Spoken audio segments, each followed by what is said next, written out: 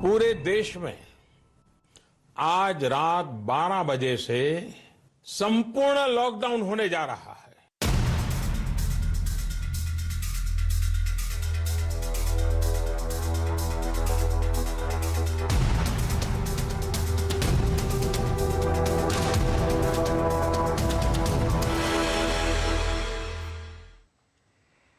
365 दिन यानी कि पूरा एक साल बीत गया जब आपने लॉकडाउन में पूरी इकोनॉमी को, भारतीय बाजारों को, देश के 135 करोड़ लोगों को जाते हुए देखा।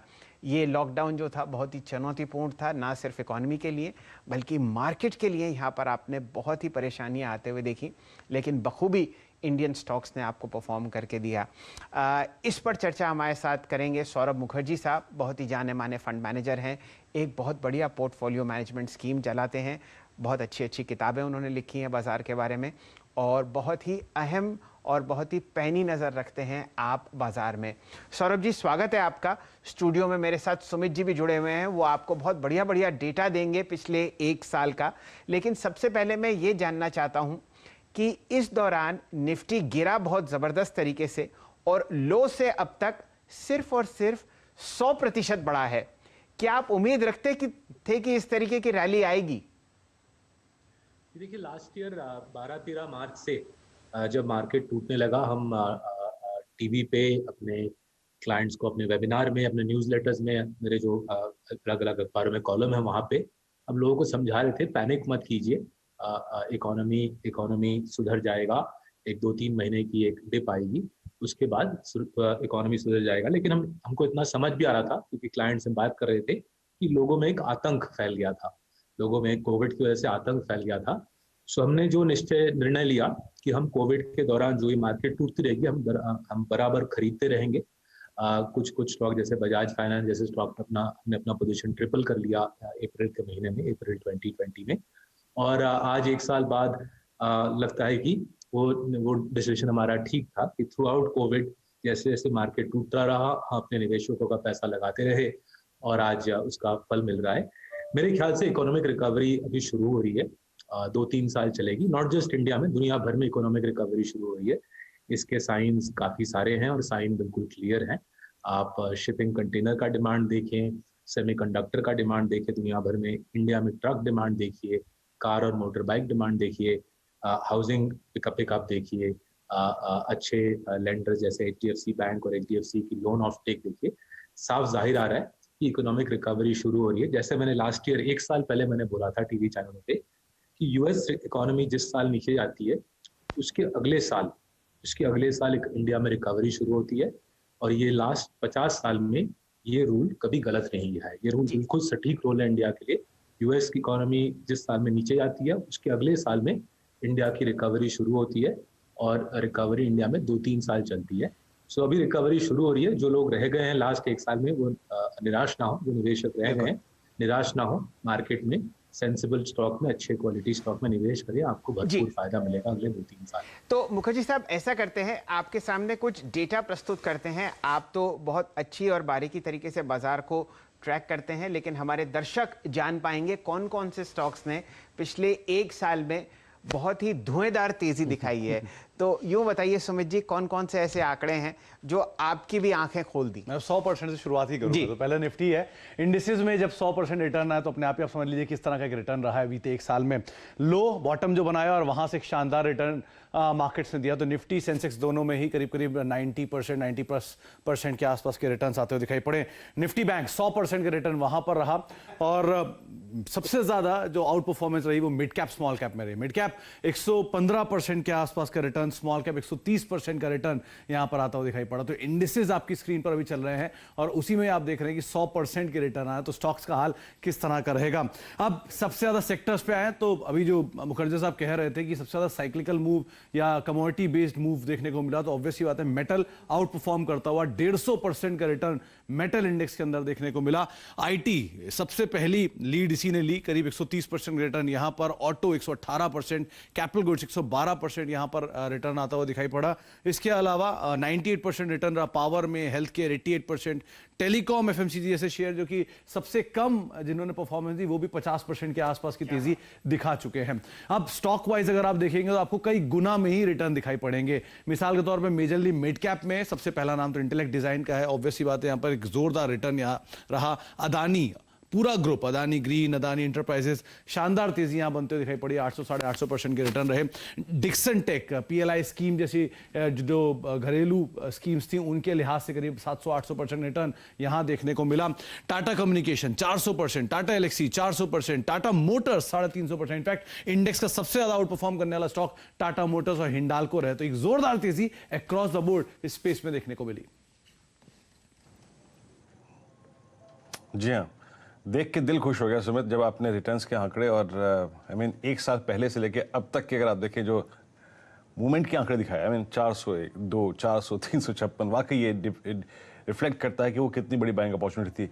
सौरभ जी, एक और चीज़ मैं आपसे पूछना चाहूँगा कि एग्जैक्टली इस लॉकडाउन की बरसी पर एक साल बाद फिर लॉकडाउन फियर्स और कोरोना के नंबर्स बढ़ रहे हैं। ऐसे में आपकी इस मार्केट पे अप्रोच क्या रहेगी? आई मीन क्या ये रिकवरी थोड़ी सी अगर आप देखें हर्ट होगी, और साथ ही साथ अर्निंग सीजन हमारा अगला किक स्टार्ट होने वाला है, यहां से आपको फियर और रिवॉर्ड दोनों को देखें तो कितना अच्छा लग रहा है आपको इस वक्त? देखिए, जो चीज वापस नहीं आएगी और उसके लिए हमको शुक्रगुजार होना चाहिए। वो चीज जो चीज वापस नहीं आएगी वो आतंक का जो सेंसेशन, वो एक साल पहले जो पूरी खाली सड़कें, पूरा देश सुनसान, सड़कें सुनसान, सब कुछ बंद, लोगों के अंदर एक डर, वो वाला चीज वापस नहीं आएगा। 3 वजह है उसकी। पहला तो हमारे जो देश के जो डॉक्टर हैं, हॉस्पिटल हैं, जो कोविड वॉरियर हैं, उन्होंने जो ट्रीटमेंट प्रोटोकॉल्स जो बनाए हैं उससे इंडिया का डेथ रेट कोविड का पूरा दब गया है। लास्ट अगर आप 6 महीने देखें, डेथ रेट 1.3, 1.4 के पास, 1.4% के आसपास है, दुनिया में one of the lowest death rates है। सो वो चीज जनता समझ गई है कि हमारी हेल्थ केयर कम्युनिटी अग्रसर है और वो इस चीज को संभालना सीख गई है मोटा मोटी। दूसरी जो चीज आई थिंक मेरे ख्याल से अथॉरिटीज भी समझ गए हैं कि रादर देन शटिंग डाउन पूरा देश, सब कुछ बंद करा के कुछ खास फायदा नहीं हो पाता, बिकॉज आप जिस पूरा प्रॉब्लम को पोस्टपोन करते हो। सिलेक्टिव लॉकडाउन का जो सिलसिला, पब्लिक स्पेसेस में गैदरिंग कम करना, लेट नाइट्स को, अर्ली मॉर्निंग्स को लॉकडाउन की चेष्टा करना, तो सिलेक्टिव लॉकडाउन का जो फॉर्मूला है वो काफी सारे स्टेट्स ने सीख लिया है। अलग अलग टाइम पे कभी तमिलनाडु ने कोशिश किया है, कभी दिल्ली ने कोशिश किया है, अभी जैसे आपको पता होगा नागपुर में भी चल रहा है।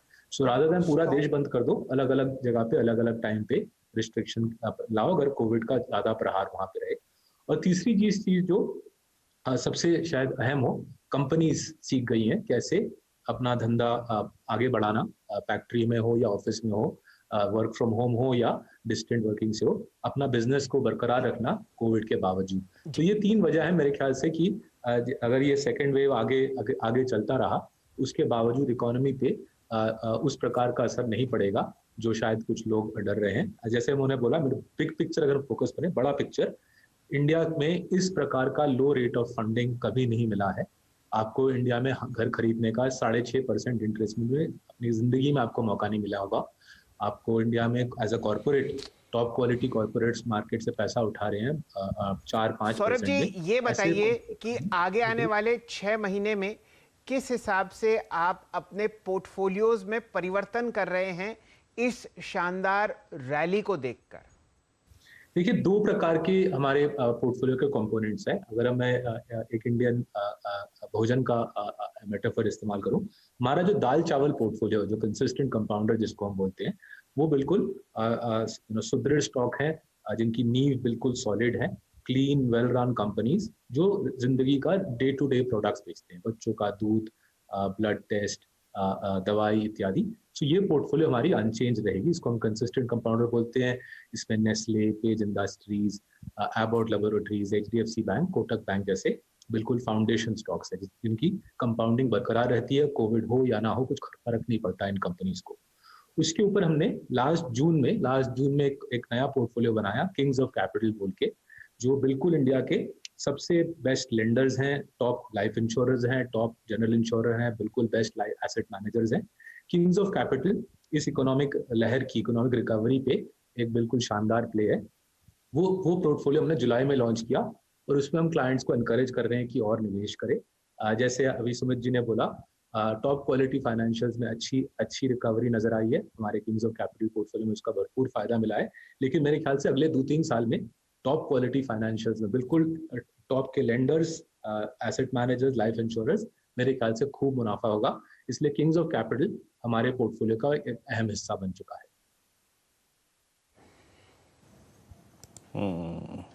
ओके सौरभ जी, एक हल्का सा कमेंट इस पे भी कीजिएगा कि डिफेंसिव्स, आई मीन पिछले कुछ समय से अगर आप देखें, जब मार्केट एग्रेसिव स्टॉक्स बैकफुट पे हैं, डिफेंसिव्स बहुत अच्छा बिहेवियर दिखा रहे हैं, स्पेशली एफएमसीजी एंड फार्मा, जो कि काफी समय से रेस्ट मोड में रहे हैं।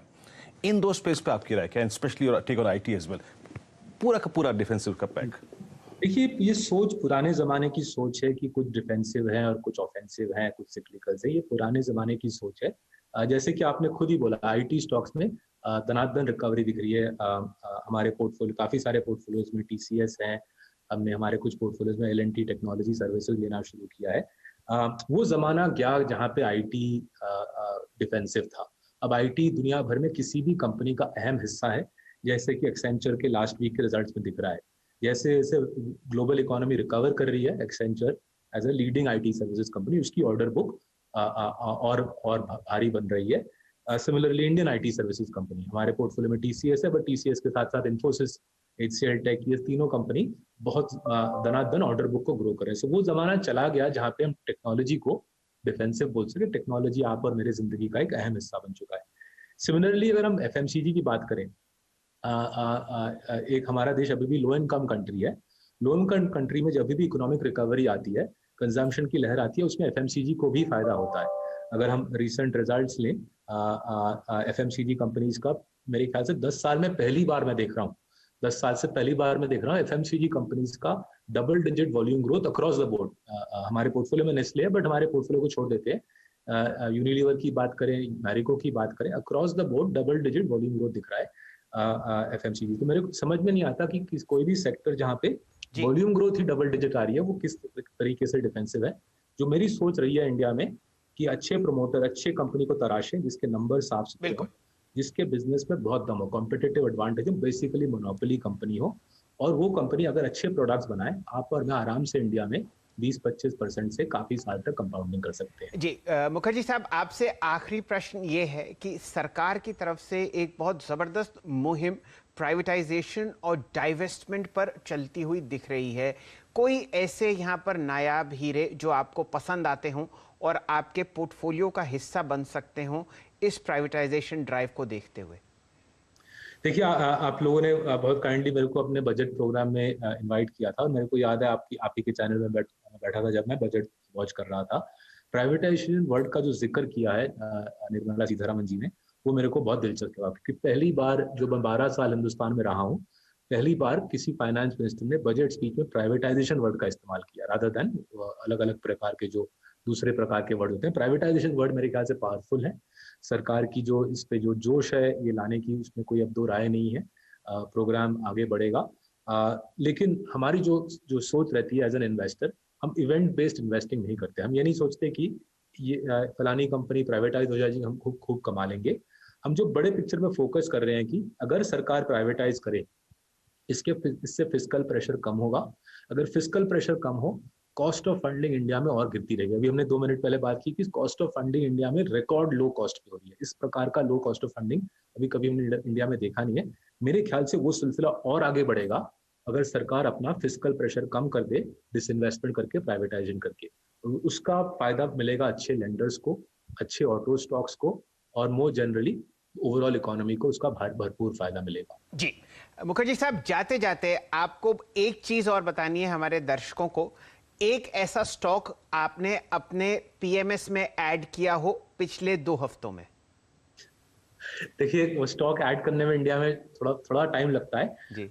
लेकिन अगर मैं लास्ट 12 महीने की बात सोचूं, ऑलरेडी आपके चैनल में मैं डिस्कस कर चुका हूँ स्टॉक्स लाइक जीएमएम फॉडलर, अल्काइल अमीन्स। एक स्टॉक जब हमने 1 साल पहले काफी बड़े पैमाने पे खरीदना शुरू किया और काफी अच्छी पोजीशन हमने बना ली उस स्टॉक में, काफी मोटी पोजीशन बना ली है।